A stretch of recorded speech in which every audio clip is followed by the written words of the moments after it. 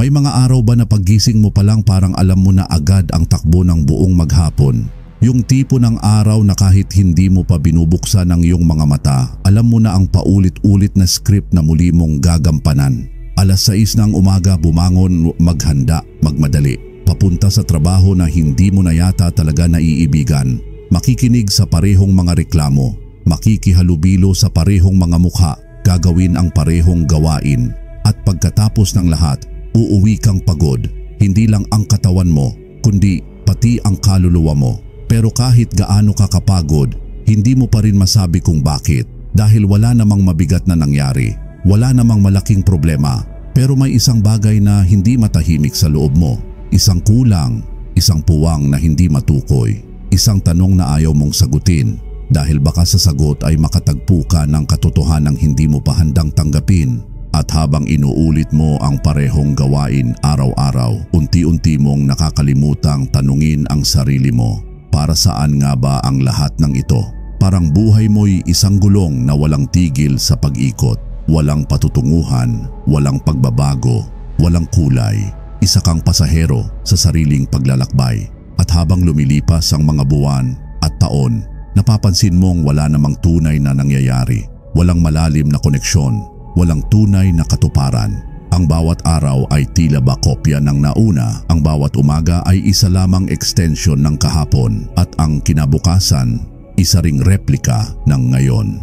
Sa mga sandaling ito, maaaring natutunan mo ng ngumiti sa harap ng iba, magpanggap na ayos lang ang lahat, na abala ka lang, na normal ito. Pero sa tuwing ikaw ay nag-iisa, tahimik at walang ingay mula sa labas, doon mo mararamdaman ang bulong ng kaluluwa mong nananabik sa isang bagay na mas malalim, mas totoo, mas buhay. Ang tanong ay hindi kung bakit nangyayari ito. Ang tunay na tanong ay hanggang kailan mo hahayaang paulit-ulit lang ang buhay mo nang hindi mo namamalayang nakakulong ka na sa sarili mong nilikhang siklo. At ngayon, habang pinapakinggan mo ito, maaaring ito na ang simula ng isang pagbabago. Isang paglalakbay pabalik sa iyong sarili, sa layunin mo, sa tunay na dahilan kung bakit ka narito. Ang tanong, handa ka na ba talagang gumising? Kung iisipin mong mabuti, ang buhay mo ay parang isang plaka, isang lumang awit na paulit-ulit na tinutugtog ng iyong isip. Walang bago, walang ibang tono, walang ibang kwento. Ang mga iniisip mo kahapon, ang mga pag-aalinlangan, takot, pangamba at pangarap na hindi mo maabot ay siya ring laman ng isipan mo ngayon. At bukas, malamang ganoon na naman. Isang hindi natatapos na pelikula kung saan ikaw ang bida pero hindi mo na maalala kung bakit ka nagsimulang umarte sa ganitong paraan. Ang bawat damdamin na pinipili mong damhin araw-araw ay unti-unti mong nagiging pagkatao. Kapag araw-araw kang nabubuhay sa takot, dahan-dahan mong pinapalitan ng takot ang pag-asa. Kapag araw-araw mong iniisip na ikaw ay kapos o hindi sapat, unti-unti mong kinukumbinsi ang sarili mong ganoon ka talaga. At habang nananatiling pareho ang iyong mga iniisip, paano mo aasahan na magbabago ang iyong realidad? Isipin mo ito, ang iyong panlabas na mundo ay refleksyon lamang ng panloob mong kalagayan. Kung anong uri ng kwento ang paulit-ulit mong sinasabi sa sarili mo, iyon din ang kwento na binubuo ng buhay mo. Kung sinasabi mo sa sarili mo araw-araw na hindi ka kayang mahalin, na hindi ka swerte, na lagi kang kulang, makinig ka, ang universo ay nakikinig din. At kung paulit-ulit mong pinapaniwalaan ang parehong bagay, ginagawa ng iyong isip ang lahat para patunayan na totoo ito kahit na hindi naman. Ang mga paniniwala mo kahit hindi mo namamalayan ay nagiging batas sa iyong buhay. At ang problema, hindi mo na sila kini-question, hindi mo na sila naiisip baguhin. Akala mo ganyan na talaga ang buhay. Akala mo hanggang dito ka na lang. Akala mo wala ka ng ibang pagpipilian. Pero isipin mo ito, sino ba ang unang nagtanim ng mga paniniwalang iyan sa'yo? Sino ang nagsabing hindi mo kayang makamit ang gusto mo? Sino ang nagturo sa iyong matakot sa pag-abot ng pangarap? Baka hindi naman talaga ikaw ang nagsimula ng kwentong iyan. Baka minana mo lang sa pamilya, sa lipunan, sa karanasan. At ngayon, patuloy mo itong inuulit. Hindi dahil gusto mo, kundi dahil ito ang nakasanayan mo. Ang isip ay makapangyarihan, pero isa rin itong makina ng ugali. Ito'y paulit-ulit na tumatakbo sa parehong direksyon. Maliban na lang kung ikaw mismo ang pumili ng bagong landas. At tandaan mo, ang unang hakbang sa tunay na kalayaan ay ang mapansin mo na ikaw pala ay nakakulong. Ang unang hakbang sa paglabas sa paulit-ulit na siklo ay hindi pagkilos. Hindi rin ito pagbabago ng trabaho, paglipat ng lugar o pagputol ng relasyon. Ang unang hakbang ay ang paggising. Gising sa katotohanang hindi ito ang buhay na gusto mong ituloy. Gising sa katotohanang matagal ka nang umaarte sa isang papel na hindi naman ikaw ang sumulat. Gising sa katotohanang oras na upang tanungin ang sarili ng isang simpleng pero makapangyarihang tanong, ito ba talaga ang buhay na gusto ko? Ito ba ang uri ng araw na gusto mong ulitin habang buhay? Ito ba ang uri ng damdamin na nais mong danasin araw-araw? Ito ba ang kwento ng isang taong totoo mong hinahangad na maging? Marami sa atin nabubuhay ng walang tanong at dahil dito nakakaligtaan nating tayo pala ang may hawak ng lapis. Na tayo mismo ang nagsusulat ng pahina ng ating buhay sa bawat sandaling tayo ay humihinga. Hindi ka isinilang para lang mabuhay. Hindi ka isinilang para lang tumanggap, magtiis at sumunod. Hindi ka ginawa ng Diyos para lang maging isa sa maraming katawang lumalakad sa mundo na walang direksyon. Ikaw ay isinilang para lumikha. Para lumikha ng panibagong realidad, panibagong karanasan, panibagong sarili. Ang imahinasyon na mayroon ka, ang damdaming bumabalot sa puso mo. Ang pananabik na kahit hindi mo maipaliwanag ay bumubulong sa iyo tuwing gabi. Lahat ng iyan ay hindi aksidente. Iyan ay paalala na sa loob mo may mas mataas na layunin. May tinig sa kalaliman ng iyong pagkatao na nagsasabing, ito ay hindi pa ang wakas. May mas malaki pa sa iyo. Ngunit upang marinig ang tinig na iyon, kailangan mong matahimik. Kailangan mong ihinto ang ingay ng takot, ng pagdududa, ng pagkasanay. Kailangan mong mapagtanto na ang mundong ginagalawan mo ay refleksyon lamang ng panloob mong estado. Ang paggising ay hindi laging dramatiko. Minsan ito ay dumarating sa anyo ng simpleng pagkaunawa, isang biglaang pagtanaw sa sarili at pagkilatis sa katotohanan na hindi ka patapos, na hindi pa ito ang sukdulan ng iyong kwento. Na may karapatan kang magdesisyon, may karapatan kang bumangon, may karapatan kang magbago. At ngayong gising ka na kahit bahagya, anong hakbang ang pipiliin mong gawin? Mananatili ka ba sa komportabling ikot ng nakasanayan? O hahakbang ka na patungo sa hindi pa sigurado pero puno ng posibilidad? Ang pagpili ay nasa iyo at ang katotohanan ay hindi para katakutan. Ito'y pintuan. Isang pintuang matagal nang naghihintay na buksan mo. Sa mundong ito ng anyo at galaw, may isang bagay na tila hindi nakikita pero mas makapangyarihan kaysa sa anupamang pisikal na bagay. Ito ay ang iyong imahinasyon. Ang imahinasyon mo ay hindi laruan. Hindi ito isang simpleng bahagi ng isipan na ginagamit mo lang sa mga panaginip sa sining o sa pantasya. Ito ay kasangkapan. Isang banal na kasangkapan na ibinigay sa iyo, direkta mula sa pinagmulan ng lahat ng nilalang. Ito ay kasangkapan ng Diyos na nananahan sa loob mo. Kapag isinasara mo ang iyong mga mata at naglalarawan ka ng isang bagay, hindi ka lang basta nag-iisip, ikaw ay lumilikha, ikaw ay humuhubog.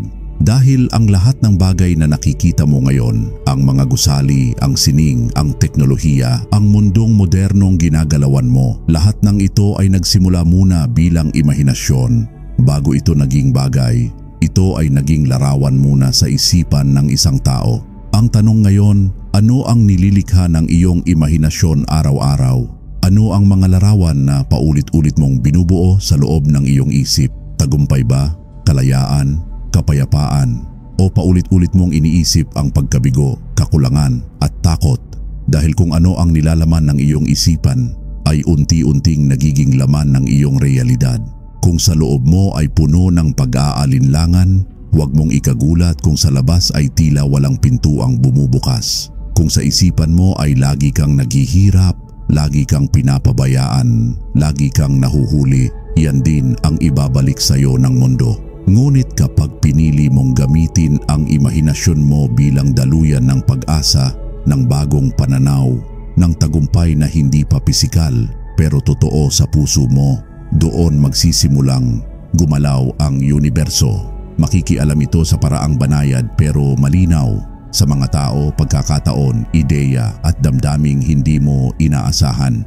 Dahil sa mata ng universo, hindi mahalaga kung totoo na ba sa labas ang isang bagay. Ang mahalaga ay kung totoo na ba ito sa loob mo at kung buo mo nang tinanggap ito bilang realidad mo. Kahit hindi pa nakikita, ang mundo ay mapipilitang sumunod. Ang law of attraction ay hindi mahika. Ito ay lohika na ang iyong panloob na enerhiya ang humuhubog sa panlabas mong mundo. At ang imahinasyon mo ang pinakamatinding pinagmumulan ng enerhiya na iyan. Kaya ang tanong ngayon ay simple pero makapangyarihan. Ano ang pinipili mong isipin araw-araw? Saan mo dinadala ang iyong lakas? Anong larawan ang paulit-ulit mong tinatanggap bilang totoo? Dahil anuman ang lagi mong iniisip, iyon ang palaging lalapit sa iyo. Kung gusto mong baguhin ang takbo ng buhay mo, hindi mo kailangang hintayin ang bagong taon. Hindi mo kailangang lumipat ng lugar o magantay ng perpektong pagkakataon. Dahil ang tunay na pagbabago ay nagsisimula sa loob. Sa mga simpleng bagay na madalas nating hindi pinapansin. Sa mga salitang binibigkas mo araw-araw. Sa mga damdaming pinipili mong yakapin. At sa larawang paulit-ulit mong binubuo sa iyong imahinasyon.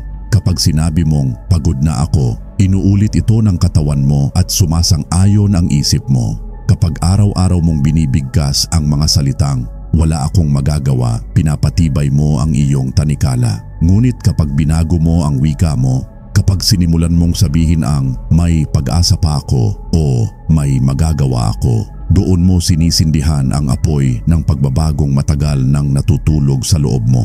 Ang salita ay binhi. At bawat binhing inihahasik mo sa pamamagitan ng iyong bibig ay tutubo sa anyo ng iyong karanasan. Kaya maging mapili ka, maging mabusisi, pumili ng mga salitang nagpapalakas, hindi nagpapahina. Pagkatapos ng salita ay naroon ang damdamin. Anong pakiramdam ang madalas mong pinipili? Galit, takot, inggit, kalungkutan, o kapayapaan, pasensya, pananabik at tiwala? Ang damdamin ay enerhiya at kung anong enerhiya ang inilalabas mo, siya ring uri ng realidad na hinihila mo sa iyong direksyon. Kung nais mong makakita ng pagbabago sa panlabas, kailangan mong piliing baguhin ang iyong panloob. Hindi ito madali, pero ito ay posible. At sa huli, bumabalik tayo sa imahinasyon, sa larawang iyong binubuo sa isip kahit walang nakakita. Ikaw ba'y laging naglalarawan ng pagkabigo, ng pagtanggi, ng mga pagkakataong hindi para sa'yo?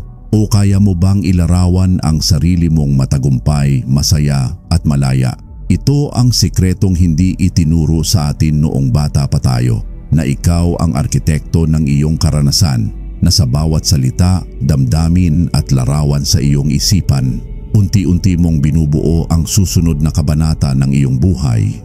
At tulad ng isang pintor na marahang nililikha ang kanyang obra, maaari mo ring sanayin ang sarili mong magpinta ng panibagong siklo, isang bagong ikot na hindi base sa nakaraan kundi sa panibagong paniniwala.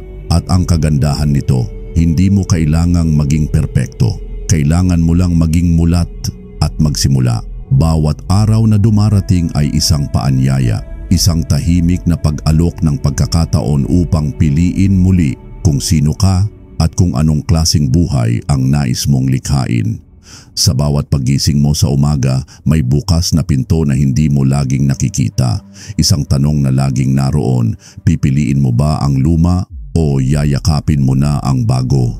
Ang isip ay madaling bumalik sa nakasanayan, sa parehong takot, sa parehong pag-aalinlangan, sa parehong mga kwento na minsan mong pinaniwalaan. Pero sa gitna ng lahat ng ito, may boses sa loob mo na patuloy na lumalaban. Isang tinig na nagsasabing, hindi mo kailangang manatili diyan. Pwede kang pumili. Hindi ka biktima ng paulit-ulit na kapalaran. Hindi ka ginapos ng tadhana ni ng nakaraan. Ika'y hindi isang tauhang walang kapangyarihan sa sariling kwento. Ika'y manlilikha, may kakayahang pumili, magdesisyon at lumihis mula sa dating daan. Ang paggising ay hindi isang malaking pangyayari na dumarating minsan lang sa buhay. Hindi ito parang ilaw na bigla na lang sisindi at magpapabago sa lahat. Ang paggising ay isang proseso, marahan, masinsinan at araw-araw mong pinipili. Sa bawat salita na iyong binibigkas, sa bawat damdaming tinatanggap mo, sa bawat kaisipang pinipiling alagaan o bitawan, doon nagaganap ang paggising. At sa mga sandaling tila ikaw ay nadadapa muli sa lumang siklo, tandaan mong hindi iyon pagkatalo. Iyon ay paalala, isang banayad na paalala na bumalik sa iyong kamalayan, bumalik sa iyong kakayahang pumili, bumalik sa totoo mong kapangyarihan.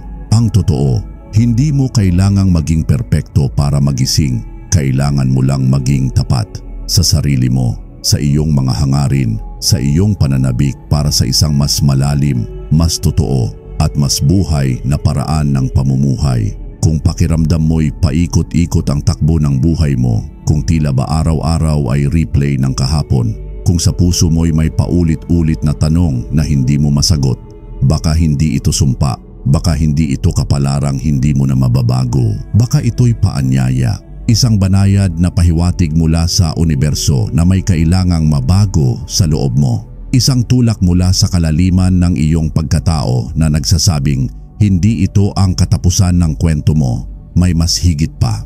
Baka ang paulit-ulit na siklong iyong nararanasan ay hindi parusa kundi paalala. Paalaalang may kapangyarihan ka pa rin. Paalaalang hindi pa huli ang lahat. At paalaalang kahit gaano ka kalayo sa sarili mong liwanag, maaari ka pa ring bumalik. Isang tahimik na bulong ang maaaring naririnig mo ngayon.